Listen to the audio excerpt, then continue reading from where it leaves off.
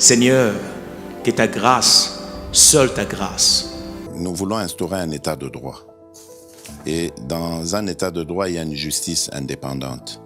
Ce n'est pas à l'individu Félix Tshisekedi de commencer à faire justice.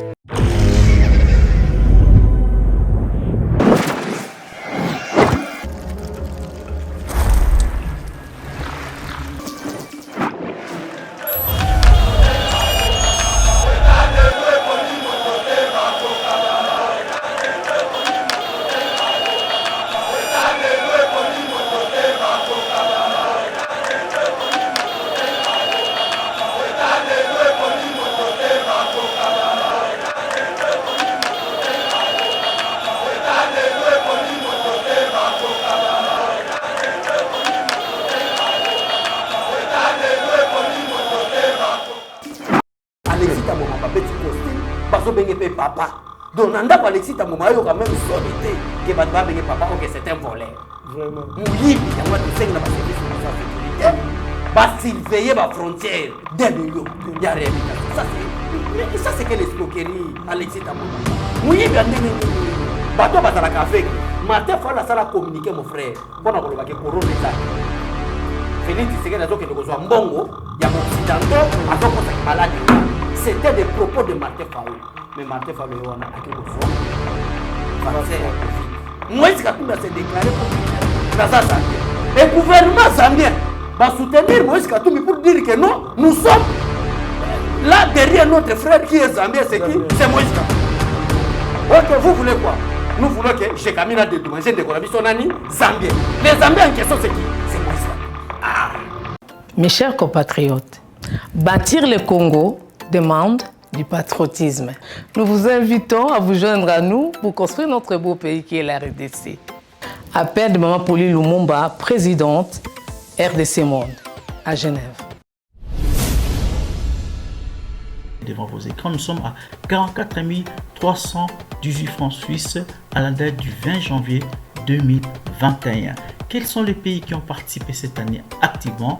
L'Afrique du Sud, l'Allemagne, l'Australie, l'Autriche, Belgique, Canada, Danemark, Écosse, Espagne, Finlande, France, Irlande, Italie, Japon, Luxembourg, Norvège, Ouganda, Pays-Bas, RDC, Suède, Suisse, Turquie, UK et les États-Unis. En tout cas, nous comptons sur vous pour atteindre cette année 100 000 francs minimum pour commencer nos projets.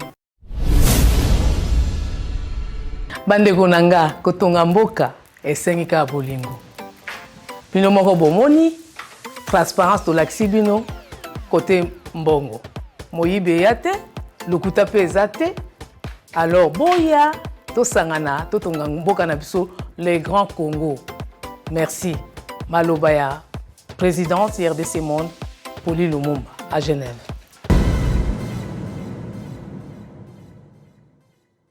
Bonjour mesdames et messieurs, bienvenue dans notre émission Éveil patriotique. Émission Topé Sabino, formation et la République démocratique du Congo, ko analyser, ko proposer ma solution, na ba ebali ko kamba biso, mais aussi pour na ko lober la paix, ma personne démunie, ba tout au bazali abandonné, donc le petit peuple au bazali na moyenté.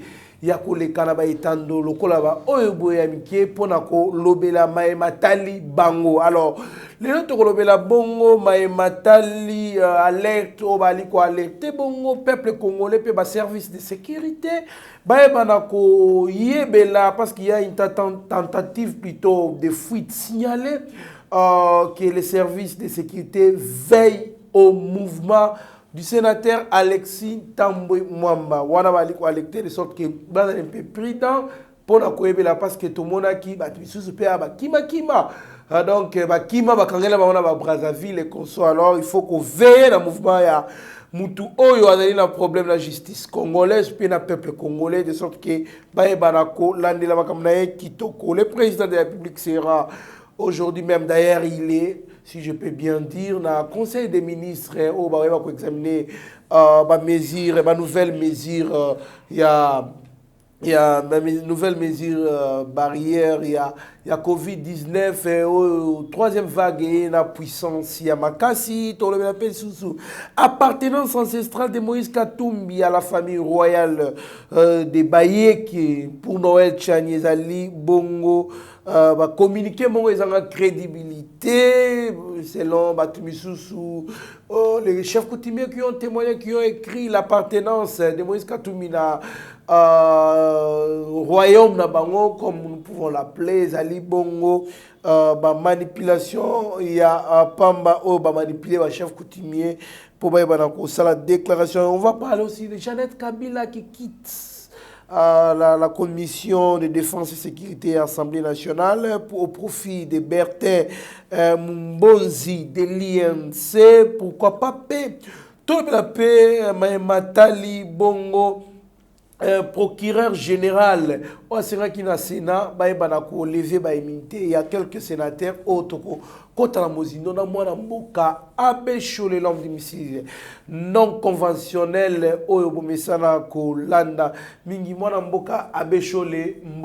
mbote ndeko trésor kandolo mbote bandeko nyonso bazolanda biso na cadre éveil patriotique.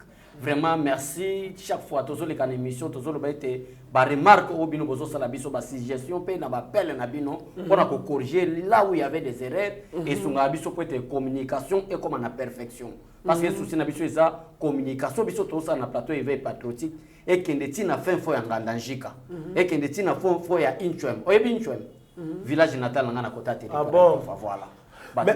Merci beaucoup, merci na si ma caméra dans les bons Steve Konde acheter les petits génies na Meshak Chagi Ochudi Owali Kwasi mais bon technique kuna tomoni Eric Mubiala pourquoi pas Benny Okeke mais aussi Rabi Mokoko qui est dans l'autre bloc kuna Liko Sape Moussa na et tout bon santé te remercier Batou Oyo Balanda Rabiso régulièrement monsieur Eric Diamba Stéphane Kankou moi je le calcule la première monsieur Francis Kamanda maman exaucé en Suisse maman m'a passe à CPLAS dans Londres Alberto Mubia itinanga lula moninga malamu alors mon amboka Abe Cholé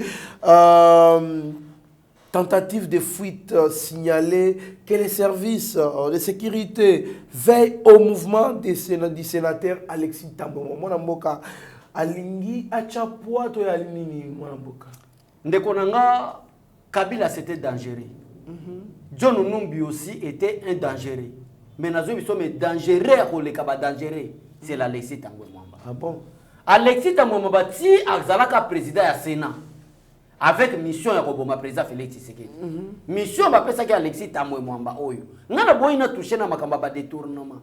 Pe détournement oyo ba toucher le Alexis Tambwe Mwamba na procureur près de la cour de cassation ezali na nukaka ya bureau ya ba frais fonctionnement ya Assemblée nationale, ya ba l'argent, ya ba personnel administratif ou politique ya Assemblée nationale ya Sénat mais mbongo oyo procureur a kolandele mususu wana na yebani na noté. Mais Alexis Alexis Tambwe Mwamba c'est plus que Satan. Alexis Tambwe Mwamba c'est plus que Satan. Si ndekolanga kandolo Tambwe Mwamba fanda wana mission na ezalaki kaka comment est-ce que je peux éliminer le président de la République. Ozomona Alexis Tambwe Mwamba je crois elle va sali ba polémique na madame Bijungo ya oya sa sénatrice. Na lingi na lobani na peuple biso na lingi na lobake il y a des choses parce que Assemblée nationale ou bien Sénat kuna tokenda ko traiter makabo ya ba institution. Tokenda ko traiter teke soke zala na likambu elekaki entre Alexis Tambwe Mwamba na madame Bijungo ya ba ko traiter ngo na kacha plénière. Kuna biso na plénière tozozela Alexis Tambwe Mwamba en tant que président Sénat a même biso musala l'état. Mais je crois Hollanda ka ba propos oya bimisaki comme une femme d'autrui. Moi si ya moto mais je crois Hollanda ba propos oyo Alexis Tambwe Mwamba abimisa wana premièrement. Deuxièmement avion à chef de l'état. Osomona Delphin Kayimbiti akufaka. Ça je vous informe kande kokandolo. Alexis Tambwe Mwamba zaki na kati ya COP o nani Delphin Kayimbi azalaki ya nango contre le président de la République. Alexis Tambwe Mwamba zalaka. Na kati ya COP wana zalaki komeske bakoboma président Félix Tshisekedi. Voilà. Oyo yo yaki kokuta na tongo nango Delphin Kayimbi akufi. Où ezalaki d'ailleurs je crois l'information bimaki déjà mon nyonso ayebaki que le numéro du président de la République a été mis à l'écoute par Delphin Kayimbi. Na kati à l'écoute kutu wana ezaki kumobimba bazalaki ko se préparer comment est-ce que va faire la coup d'état contre le président de la République. Donc Alexis Tambwe Mwamba ndeko oyo alobi ke ba veiller na sécurité na ba frontière. Nazo biso Alexis Tambwe Mwamba est capable. Lokola ba yeba nzela o John Numbi akimela. Asa capable pas ko kenya nzela wana kwa akima. Et ça maintenant ba service ya renseignement na biso, na ba service ya migration, na ba service na biso ya sécurité, ba veiller na ba frontière parce que nandimite ke lokola procureur a sali déjà demande requête et réquisition auprès ya Sénat pour la kolongola immunité ya sénateur Alexis Tambwe Mwamba. Na yebite jusqu'à présent Alexis Tambwe Mwamba ça déjà nanda kunae parce que yo moko monaki na affaire Caleb Mutondo hein bazo monaki Caleb Mutondo azalakawa il y a des policiers. Il paraît, je dénonce, voilà. Il paraît que avocat il y a Alexis Tambwe il y a Caleb Mutondo à corrompre. Il paraît, procureur, il y a tribunal, il faut qu'il a délayé, n'a $300,000. Ça reste à vérifier, mais nous dénonçons. Voilà. Mais, attaque au corrompre, mais souka ça la yéni. Souka, batinda ki ba policier, pour te ba yeba na ndaku oyo, Caleb Mutondo azalaka, au juste ya azana 4 années. Dès que bazu réquisitoire à procureur, pour te ba kota ba sa na sekuna, ba kenda ki ba mona ki ezanda kuna été. Je crois aussi, batwana Alexis Tambwe Mwamba za mayele mabe. On a tant préparé déjà Kouké à Goboma président de la République. C'est-à-dire à se préparer au moment où on est raté, nous allons faire la Kimela. Donc il est très bien préparé. Alors, tu sais, après, voilà, pour une Konanga Kandolo, tu sais Kinshasa. Depuis Baluka Caleb Mutondo Tilelo. Mais Baluka Gazaka Nakin. Baza incapable de retrouver. Depuis Baluka John Numbi, Tilelo Bazwate. Donc, c'est-à-dire, na panda ba mandat au basali ba yibi mongo ya l'État. Batonga banda mususu oyo ye barate. Par exemple, lobby nazo le côté ya bon marché. Nazo le côté bon marché mutazo benga vraiment. Na freiner vraiment mutabe. O manda kwana to comprendre te e fonga makate e kana makate. Ka ndenge zana to yebakate nana kota ka nana bimaka. Mutuka ere kota to mona rate, mutuka ere bima e to mona te mais ba to afanda mena bon marché. Ah, je vous dis la vérité. Donc bato bazui, mbongo bango bazui. Ezana ba concession musu bato ngande koranga. Okoyeba te ki azala. Batama na bango na kin. Ya mwana kosenga na ba service na biso ya renseignement. Mutu lokola Alexis Tambwe Mwamba et pas Nzambe. Azala kola péché impardonnable.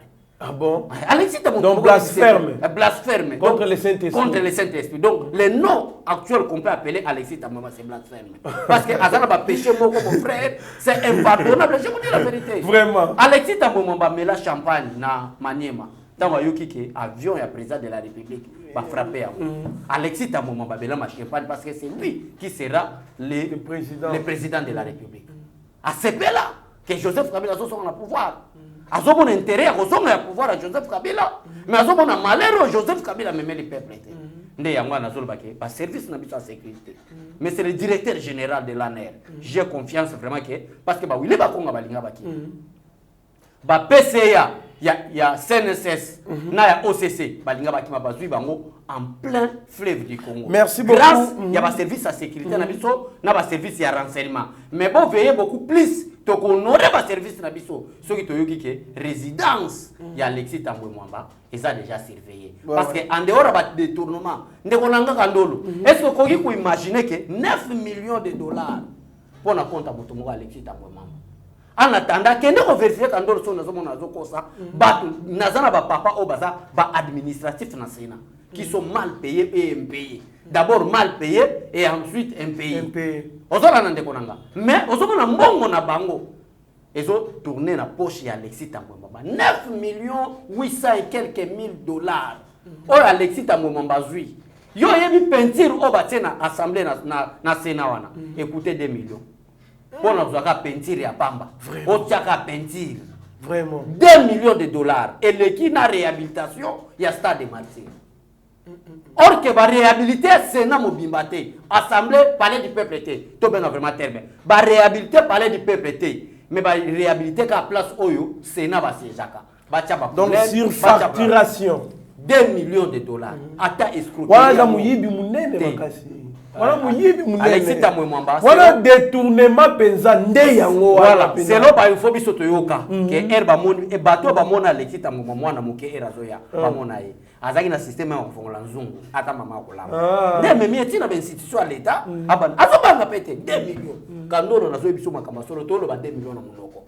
Kandolo so bakisi 2 millions minutes oyo na ba Steve Konde na bandeko nous tozawa tozi la kino la bela tozi ki peleke tozi chimie mutako ya lobi na yeba tika kozala te 2 millions kane tozabo na wa lukali na yeba tika okomi na ba fait no résidence na ma campagne ko luka ondenge nini boko banza na musala kufi 2 millions quoi ça va c'est mon frère donc peuple congolais musala kufi 2 millions dika boyoko enda utusaka kabisa pesa 2 millions o ba petio na sepena mona ba kone bazabwe na ko na 2 millions ba pasa de voilà ça les rete to ko panza c'est challenge ya yo kana so ça va se gérer mon frère kandoko to ko gérer na bisongo mais na ndimite ke lobi ko ya bulo lobi ko bana ko ba commissionnaire lo pa on a pas campagne ba teka combien je vous dis la vérité on doit tenter mais missionnaire ko ma réglementé mais ils ont la poche Alexis Tambwe Mwamba 2 millions il y a réhabilitation ça c'est que l'escroquerie Alexis Tambwe Mwamba muyibi andenge nini oyo hein yango zo mona na talisi batuke batu ezana papa nanga mo aza meti ya ndimina alobiki aza 50 akoti ko postuler ya ndimina aza meti aza na lemba awa bengi ngalobi abeshole papa nanga azaki portugais abota na mama congolaise to boti mwana mais ngana ndimina nga naza 50 na lingi na mboko mais na ko postuler président boti kelanga ka liberté na kota nga ba stade de martyr na bimana nga na ba veme na lega nga ntaba matonge po papa nanga aza portugais mais mama aza congolais Noël Chani papa na lobi bongo mais alobi ba Alexis Tambwe Mwamba na mona ki bango tango ba uta ba Burundi bazoya je vous dis la vérité Alexis Tambwe azaki espère ko fungola biloko na nzonga jamu mona ememiye si akende plus loin na ba institution dans la petit moment bazaka mère a déplacer la cuisine voilà petit wa mwana na ye na cuisine la fongola nzungu boya voilà imaginez ate musi na poche imaginez comme ko soye akomi kako imaginez-vous d'abord Alexis Tambwe Mwamba wana na costume bato bazobenga honorable sénateur mais babosana que c'est un voleur. Est-ce que vous comprenez? Mais moi qui était parce que Alexis Tambwe Mwamba lokuta mabe na boy nazala hypocrisie nazala hypocrisie africaine na linga rete na tikala jamais ko linga Alexis aza motema mabende ko nanga kandolo afingela biso ba magistrat. Oui. À l'époque, il était ministre. Il y a justice. Pas journaliste. Fini la biso, journaliste. Alors, ce n'est qui montre dans mon même si je perds tout ce que j'ai, ce n'est montre dans la zone physique. Imaginez-vous. Mais si vous avez Alexis Tambwe Mwamba, petit costume, baso benge pe papa. Donc, nanda Alexis Tambwe Mwamba, il y a quand même sonité que batba benge papa, ok, c'est un voleur. Vraiment. Mouyibi, y'a moi tout ça, il y a un service de sécurité. Bah, surveiller ma frontière. On m'a appelé Moutouli Boumoué, Alexis Tambwe Mwamba. Oh, Alexis Tambwe Mwamba. Un doute détourneur, un voleur. Vraiment. En tout cas, justice vraiment, bah, ça la nuance possible. Mais elle a crainte dans les Zobanga. N'a pas banga nini. Sénat, on a un déconanga Kandolo. Et comme association de malfaiteurs. Mais parce que les gens Mokonzamboka, ça va quand même. Parce que Mokonzamboka. Ça va, au moins t'es mais la majorité, parce que Mokonzamboka, ça va. Mais ça va, on a tout dit, mais ça va, boy. Il faut tout le monde maintenant, à part les actes. Bah, même la biso matata poni. Parce qu'on a un dégo. Bah, même la biso Eric Loulou, approuvé innocence là. Approuvé innocence là. Bah, même la biso Penani, Alexis Tambwe Mwamba. Et ça, quand on chef de l'État, que ça va. Parce que nous, on a Sénat, on a commis comme une association de malfaiteurs. Ndekonanga.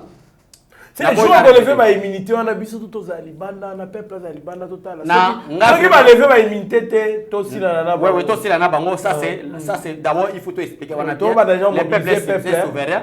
To bandi mobilisation sikoyo bandi ko pe bali ba kota na kati makambo kandolo na abesho le bali to banda kosala ko mobiliser peuple poto kene na Sénat bokota kaka parce que mboza la biso nyonso tu wana biso nyonso to zala wana makambo oui clos ozala te bato nyonso bana posa changement je parle aux hommes et femmes du changement balingi changement balingi pe bacha ba bandero na ba polo pour to réclamer constitution est appliquée à tous les Congolais. Est appliquée quand un petit peuple na cité na Mumbele ou soit na Massinate. Est appliquée tina ba sénateur na ba ministre.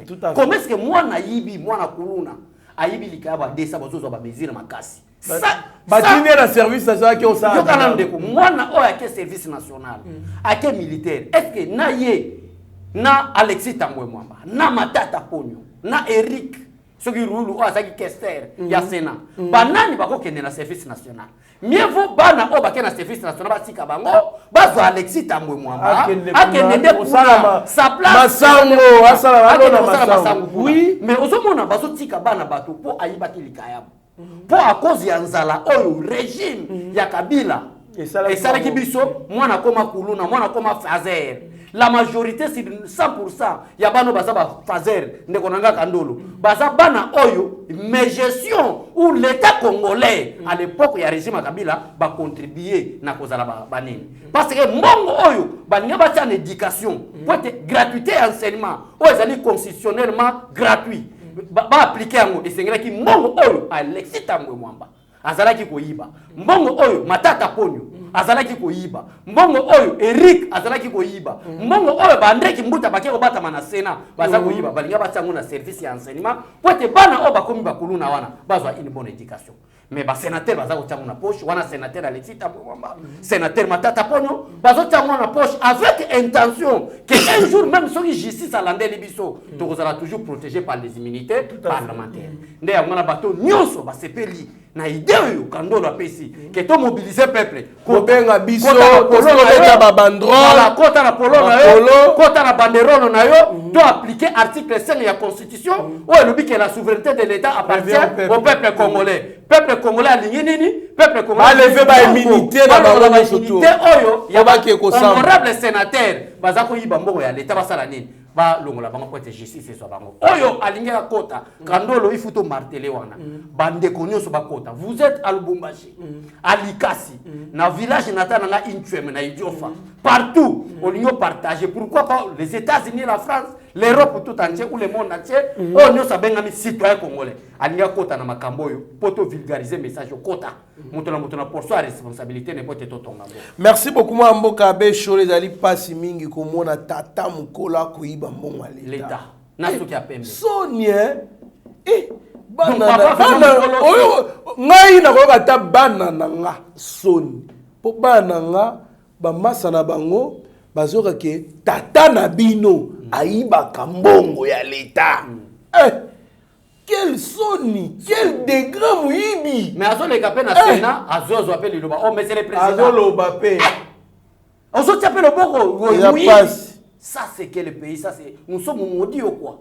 Pour être malédiction on est longwa et c'est les bateaux na balonga la ba humilité. Pas kanga ba. Moi Abécho le président va présider le conseil des ministres aujourd'hui à 2 points où ils allaient à l'ordre du jour, ils allaient les nouvelles mesures barrières pour lutter contre la 3e vague de Covid-19 qui seront attendues d'ici là, et puis le gouvernement devrait également valider un budget pour les funérailles des reliquats de l'ancien premier ministre Patrice Emery Lumumba Mwanamboka. Que pensez-vous na maïnyo sonauti koloba awa concernant conseil des ministres? Merci beaucoup Ndeko yango tena répondre na question conseil des ministres. On peut savoir comme très détendu. Oui, na profiter. Une fois s'il est occupé, il a profiter na occasion na expliquer peuple congolais tous à la biso derrière le premier ministre Sama Lukonde. Hier on était quelque part avec mon frère Kandolo. Je crois Kandolo ayoki na munoko ya moko ya ba dignitaire ya mboka oyo. Quelle est la confiance au bako pesa na premier ministre solo? Donc l'actuel premier ministre n'est pas conflictuel. Ozomona nalingi nazo répondre na question na. Ozomona gouvernement Sama Lukonde. Joseph Kabila a placaka Ilunkamba pour bloquer les chefs de l'État. Tout à fait. Félix Tshisekedi Azalaki empêchait le peuple congolais les lois dévoilé bino na degré moko avec le gouvernement Ilunkamba. Parce que c'est que na ba loi moko boye bazalaki ozala parce que ozomona le problème est que il faut to banda ozongisa message de vulgarisation à lecture. Peuple congolais azonga la lecture. Ozomona lelo c'est lui qui préside. Ça c'est la constitution congolaise. Le conseil des ministres est présidé par les chefs de l'État, le président de la République. Mais en cas d'empêchement, il est secondé par son premier ministre. Mais au moment que depuis que Kabila est au pouvoir, na Félix Tshisekedi a un gouvernement Ilunkamba, conseil ministre Tikala jamais présidé par un premier ministre. Toujours par il fallait les dignitaires là dit il fallait qu'il soit là pour veiller parce que ceux qui erreur comme président ça la ka erreur il y a ko santé na gouvernement Ilunkamba on dirait que yo ka nouveauté bimi que que même les membres du gouvernement va suivre décision il y a le président de la République. Voilà. Ça, je vous dis la vérité. Il fallait qu'il donc, le président de la République, dans le gouvernement, il a un peuple congolais. Très vigilant. Donc, il est très vigilant. Mais preuve à l'appui, merci beaucoup. Au moins, la bichotte européenne, ça merci à Sama Lukonde. Parce que peut-être Sama Lukonde a béni bango. Et l'autre le côté, premier ministre, on dit le président lui fait confiance. Voilà. Des fois, Azoti Kele, le conseil ministre, moi présider. C'est pour la parce que Azan a confiance naïe. Na bombe la binoté. Na bombe la peuple congolais. Le président de la République a confiance à Sama Lukonde. Pourquoi? Parce que Sama Lukonde a ici président de la République qui n'a pas volonté d'aider Mbokaranga. Nazane lo kama bia ko salate. Baza même moral. L'actuel premier ministre Kandolo a benga chaque ministre na téléphone. Mais dans le domaine il y a hydrocarbures, dans le domaine il y a finance, dans le domaine il y a recherche scientifique, dans le domaine il y a enseignement primaire, tout ça la ndenge nini. Quel est le projet gouvernement ça c'est le rôle d'un premier ministre. Merci le Sako Sama Lukonde. Sala bongo nzamba otombolo peut-être to sala pe marche na 2023 zonga premier ministre. Ou soit to changer constitution, au lieu premier ministre abima à l'issue de la majorité parlementaire, mais premier ministre abimi à l'issue de la majorité populaire. Nous sommes pour peuple congolais abanda choisir neni par premier ministre naï.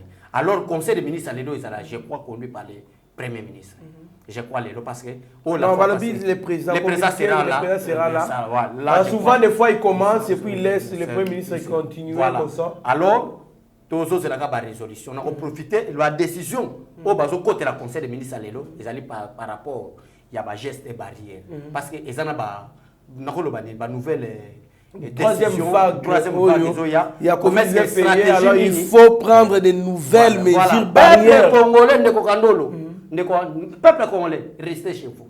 En dehors, il y a un sarako qui est au tambour la pamba pambate.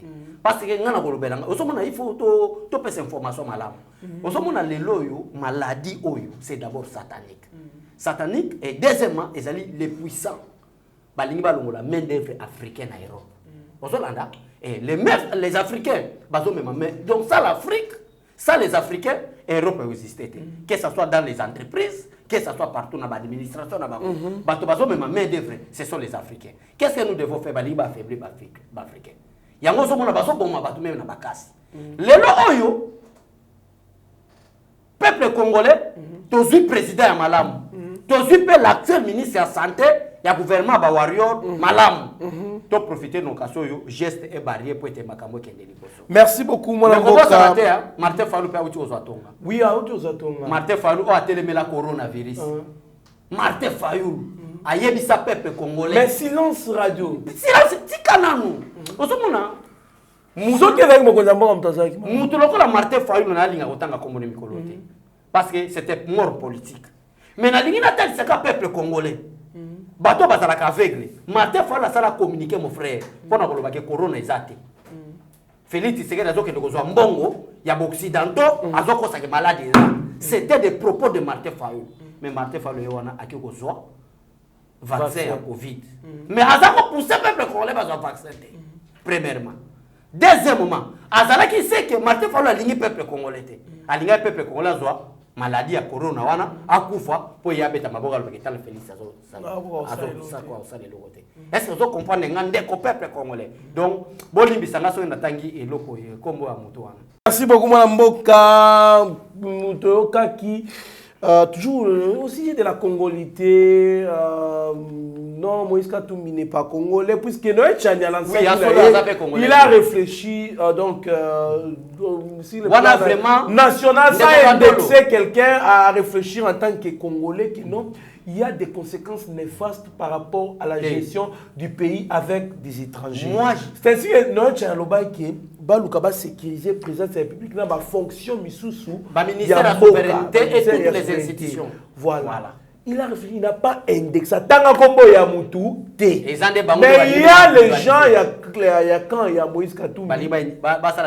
Oyo, babandaki ko attaquer nani Noël Tchani et consort à l'instar il y a Jean-Claude Mouyambo, Francis Kalombo et consort va te mêler va attaquer Noël Tchani.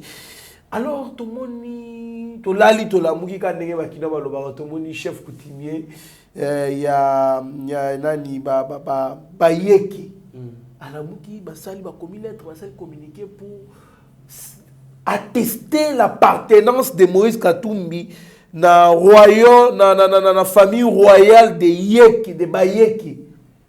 Noël Chanipe atikali bouche bête. Donc chef coutumier wana soki na comprendre bien a déclaré que Moïse Katumbi fait partie azali mama na bango za katangezi ya royaume ya na famille royale ya Bayeki. Yoka sikoyo appartenance ancestrale de Moïse Katumbi à la famille royale de Bayeki.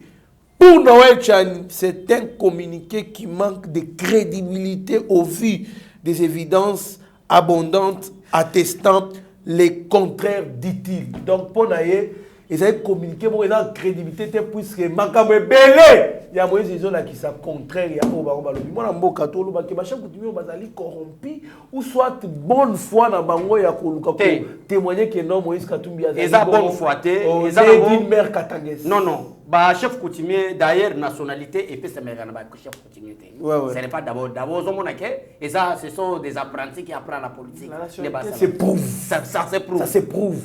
Par certaines valeurs. Par certaines valeurs. Donc, c'est là, d'ailleurs, même histoire. Attendez, Ndeko Kandolo.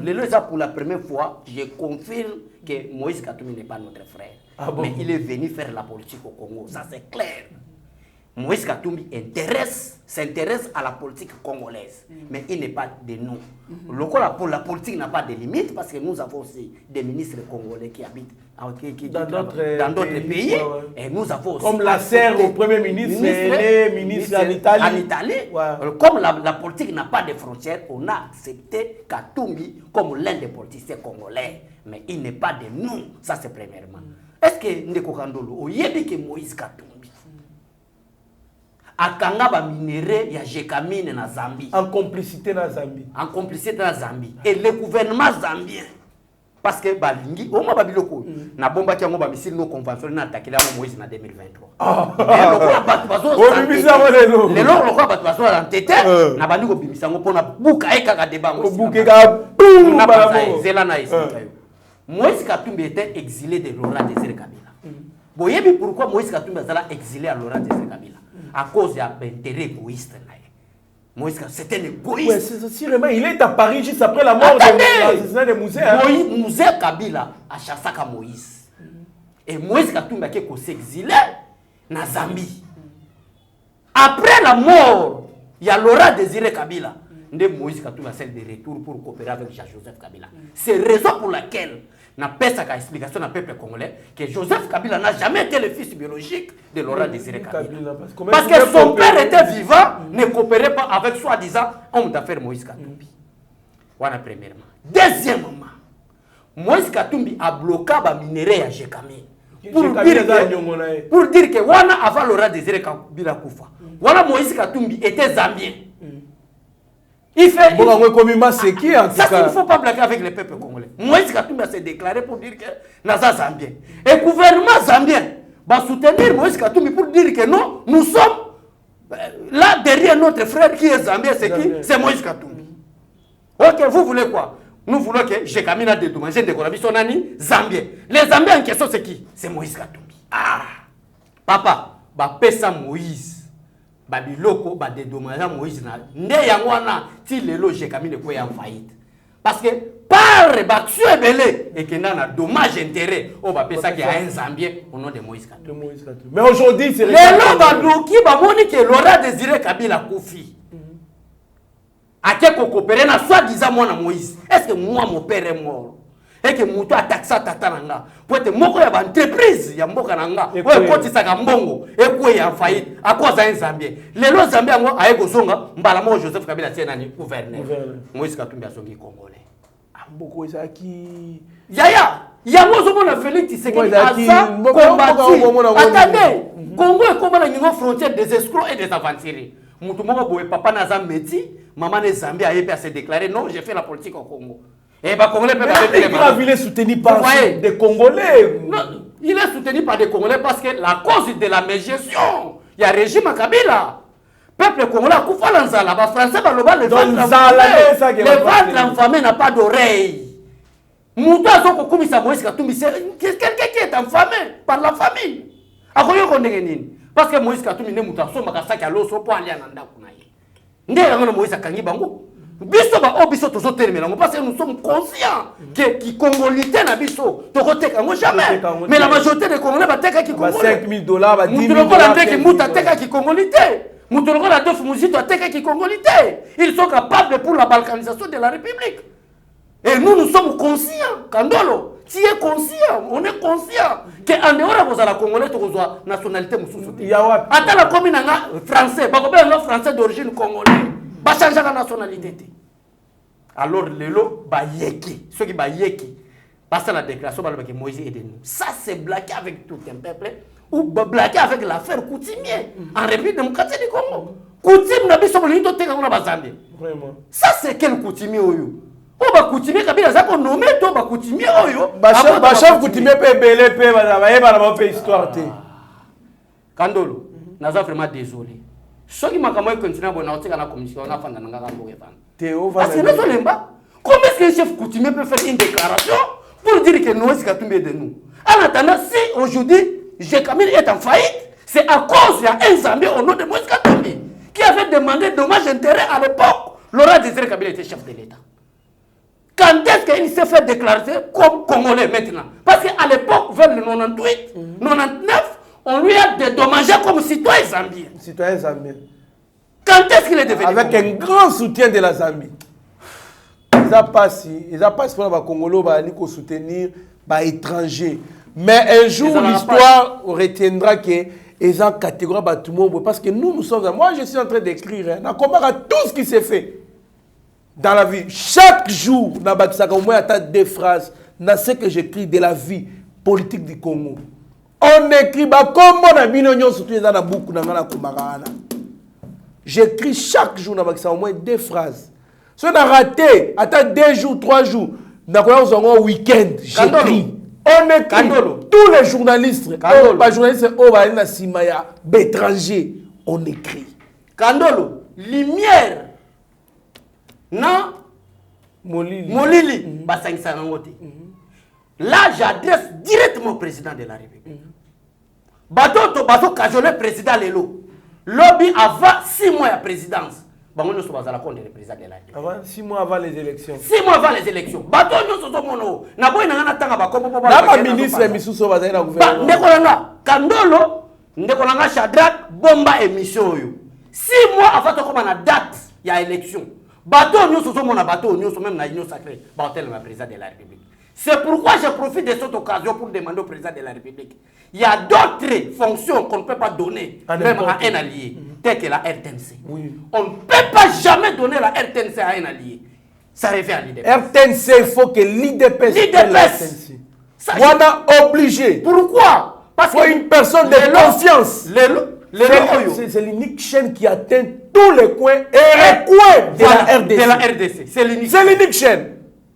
Voilà premièrement. Deuxièmement, le coup la RTC va repasser à l'IET. Nous sommes dans l'Union sacrée. Ça, on a dit. Moi, je ne suis pas membre de l'Union sacrée. Ça, je dois informer le peuple congolais. Si le président de la République est membre de l'Union sacrée, c'est lui, je soutiens l'Union sacrée. Parce que c'est mon chef. Mais moi, je suis membre de l'IDPS.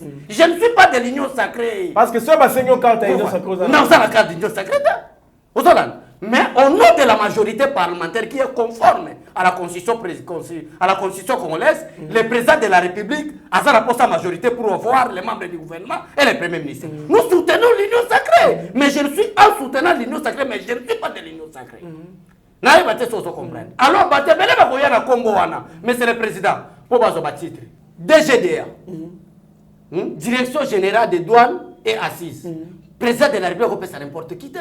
Il faut appeler sa fils maison. DGI. DGI. OCC. OGFREM. Et ça, entreprise, ça revient du président de la République. Centrale. Banque centrale du Congo. Mais Kandolo. RVA. Mais Kandolo. Mais pourquoi pas président de la République à côté de la gouverneur Banque centrale? Et ça, moi, je vous dis, mais je suis gradué. Où est le problème? La Constitution est claire. Pour être candidat président de la République, il faut avoir un titre même d'être gradué. Donc, je peux être candidat de la République, candidat président de la République. Mais pourquoi pas le gouverneur? Pourquoi le président peut sa confiance? Attends, le parlementaire d'abord, on a son fils maison, gouverneur de la Banque centrale du Congo, directeur général de la DGDA, directeur général à RTNC. Vous gérez là-bas avec des principes bien établis. Où est le problème? Si tout est assez RTNC. J'ai peur que Mbappé n'a problème na ministre Patrick Mouyayate. Parmi les porte-parole du gouvernement Baleka, jusqu'à présent c'est Patrick Mouyaya et le meilleur. Mais il n'est pas de l'IDPS. Vous comprenez? Mais la politique c'est les enjeux des intérêts. Malgré son travail, et comme on appelle à un moment donné, en tant que le patron et un média congolais, à quoi empêcher que Makamousou soit IDPS et les gars médias? Ça, c'est les intérêts politiques, c'est clair. Tout à fait. Mais dans côté boulot, ça, le boulot n'est pas là. Donc, depuis que tu sais que la bande lit, il y a déjà le bac, Makamba IDPS, c'est comme les gars RTNC. Kaka, elle fait l'ITC comme chef de l'État. Mais RTNC, c'est une opposition. Message nous sommes les RTNC, même directeur général RTNC, ça un problème. Nous sommes les amis pour la publicité. Peuple baye baïté, peuple baye objectif naïté, peuple baye batéke, il dépasse à son boundé là-bas. Ok, c'est le chaîne. Et quand on là, monde entier. Congo mobile, peuple monde entier, ça carrément. RTNC ta place antenne, exactement. Le Luka Bomsaka antenne, kaka TV. Dans noir et blanc. Batrita tout ça. Chata, o cheka moi libérer la simane connecté avec tout RTNC là qui c'est d'où. C'est une chaîne qu'il faut beaucoup miser pour les actions du chef de l'État. Surtout. Il faut beaucoup miser. Donc, pour ne faut que tu aies Kita et Mata, l'action chef d'État, tout est les caca. Donc, placez un mot pour finir sur Jeannette Kabila qui est remplacée à la tête de la commission défense et sécurité de l'Assemblée nationale par Bertrand Mumbozi de l'INC. Ndeko nangai peuple congolais balelaka mingi. Na début à législature oyo. Tant que Jeannette Kabila, c'est Mabunda qui est la présidente de l'Assemblée nationale, et c'est Kabila Jeannette qui est maintenant la présidente de la commission défense et sécurité. Peuple congolais va qui a fait pour finir. Peuple congolais va qui tala lelo. Jeannette Kabila n'est plus présidente de la commission défense et sécurité. Le clan Kabila va en dépendante. Zoé Kabila zo kanzela ni akokimela. Jeannette Kabila zo ka fenêtre ni na kobimela. Mais Nzamba Pambola Dieu donné Kalouba, l'actuel président de la Cour constitutionnelle, un message à Pesaki, ou à Senga qui n'a pas membre nyonso, il y a gouvernement Bamiyibi, ou et gouvernement Bamiyibi, gouvernement Ilunkamba. Faux gouvernement de voleurs et de voleurs, des escrocs politiques, des gens sans manière, sans éthique, sans déontologie. Mais pas comme ça va membre du gouvernement. Lelo Dieu donné Kalouba pesa message, moi Mutumbo Bima, exact.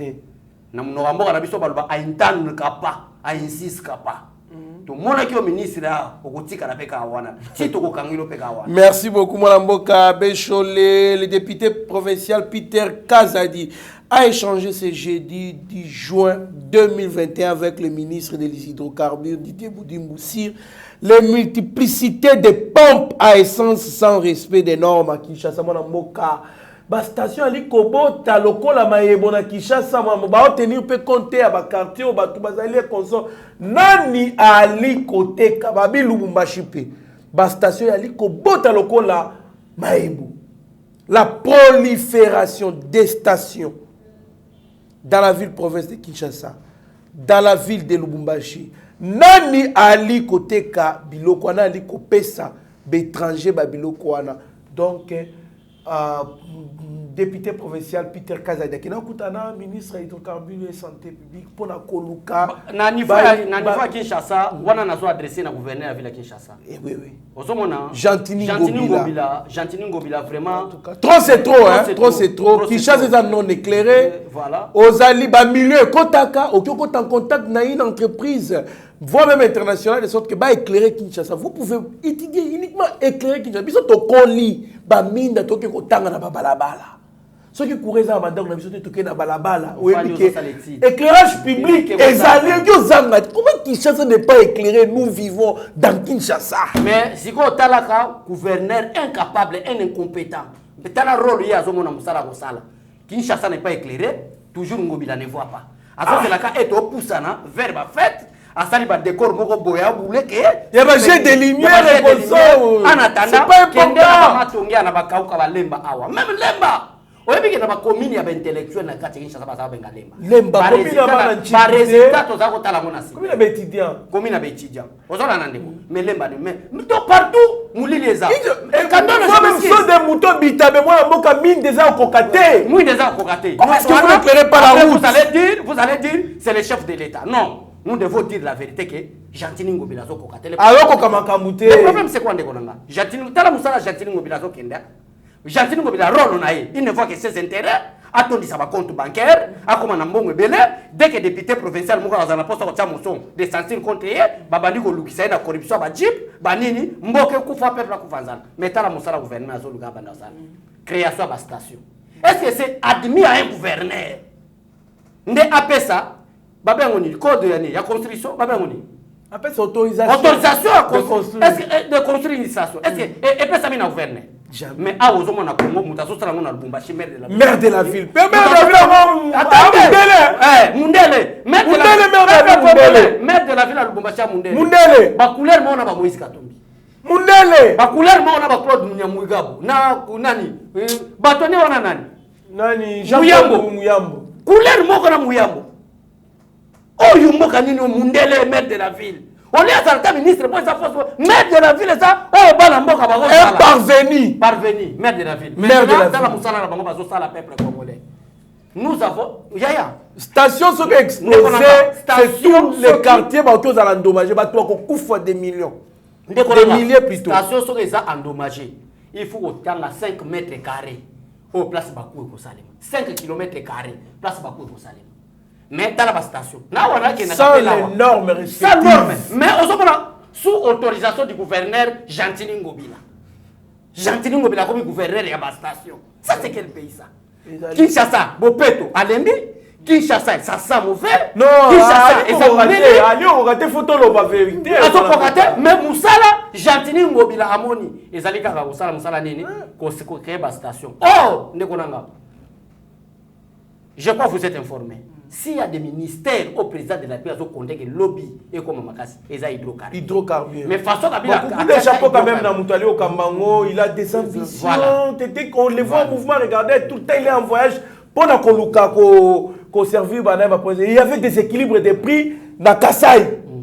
Au bout de Kassai, 1 litre, il y a essence, 6 000 francs. Mais la Kinshasa, 1 litre, 200, 2000 quelques consorts. Pourquoi c'est déséquilibré? Il fallait maintenant faire quoi?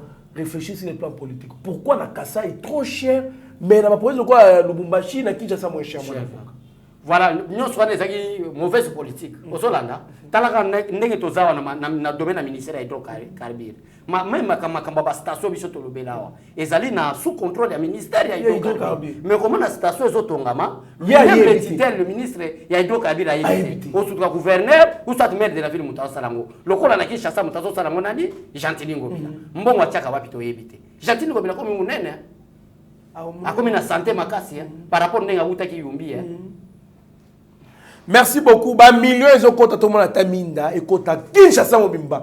Appelez des entreprises. Il y a des entreprises professionnelles internationales qui sont capables d'éclairer tout Kinshasa. Il faut combien? Autant 2 millions. Vous en avez. Kinshasa compte Samon et Belé. Tiens, Kinshasa compte Samon et Belé pour éclairer. Ce sont des œuvres. Oh, mais on appelle au que Jantini Ngobila a éclairé tout Kinshasa. Mais pourquoi vous ne faites pas de bien pour le peuple congolais?